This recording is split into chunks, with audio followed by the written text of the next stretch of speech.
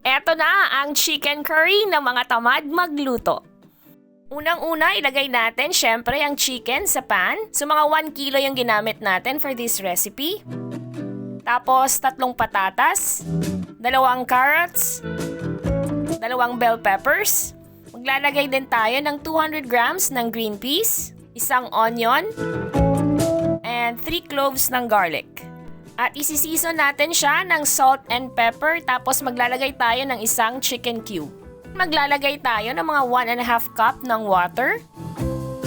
Takpan natin at pakuluan. At pag nag-start na siyang kumulo, halu-haluin lang natin ng konti hanggang sa ma-mix lahat ng ingredients. Takpan natin ulit at kailangan natin siyang pakuluan ng mga 20 to 30 minutes so hanggang sa lumambot na yung manok at saka yung patatas at carrots.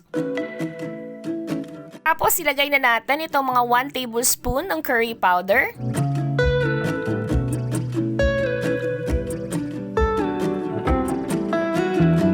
And then itong mga 1.5 cup ng gata.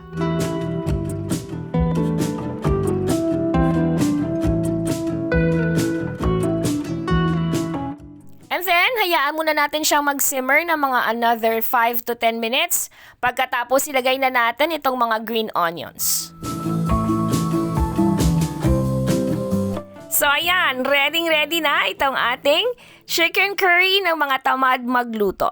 Napakasimple, napakadali ng process, pero napakasarap pa rin.